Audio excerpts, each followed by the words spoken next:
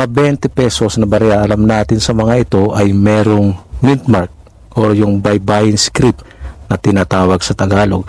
Makikita yung mint mark na yon sa bandang ibaba at meron din sa bandang itaas. Paano kaya kung walang mint mark?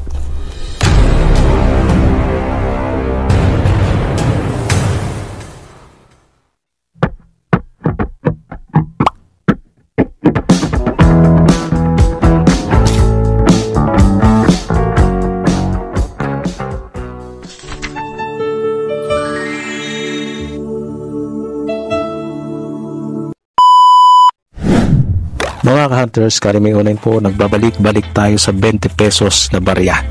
Ayan, 2019 and year 2020, yung dalawang taon na yan, meron sa mga 20 pesos na barya. At alam din natin, merong mint mark yan na tinatawag na down mint mark, no? At upper mint mark, makikita yon sa 2020. At yung year 2019 naman, sa ngayon, down mint mark lang ang mayroon. Paano kaya mga ka-hunters kung walang mint mark?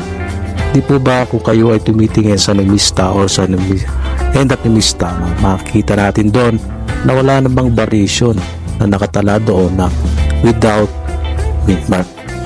Alam na lahat na merong mint mark itong mga 20 pesos na ito, diba? So maaaring kapag ikaw ay nakakita ng walang mint mark sa mga 20 pesos na baryang ito, masasabi pa nating rare, diba? Kasi meron po tayong kasama na nagbahagi.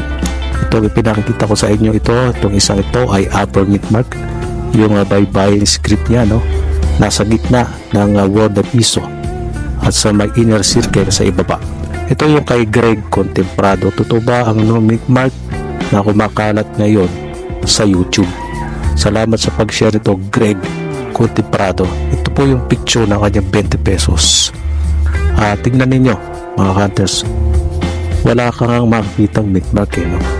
Diba? Or yung buy-buying script, kung down mint mark yan, dapat dito mo yan makikita, or kung upper mint mark, doon mo yan makikita sa may bandang itaas. Di po ba mga hunters, no? So kailangan pa natin obserbahan to sa ngayon. Kung meron kayo mga 20 pesos dyan, marami. Kasi yung iba dyan nagko-comment, marami akong 20 pesos. Pagkakataon nyo na po yan para kilatisin, dapat matuto kayong tumingin ng mga variation sa mga 20 pesos. Totoong naging common na itong mga ito sa ngayon. Kaya ang ating pong titignan ngayon, yung katulad nito na walang mint mark, kung magiging rare yan at lilipas sa mga buwan, magiging maganda ang value niyan. Kahit siguro sa 2,000 po pwede mo yan maipagbili kung ang kondisyon ay uncirculated. Kaya ganun pa man mga ka-hunters, no? Sa ngayon, survey natin to. Check.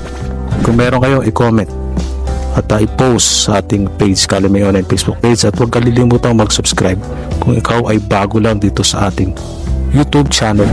At dito nyo i-listing, no, sa Kalimay Online Facebook page ang inyong mga course na gustong ipakilatis sa atin. Malinaw na pictures at malinaw na video, at huwag kalilimutang i-follow. God bless you all sa inyo lahat, no? Out muna tayo.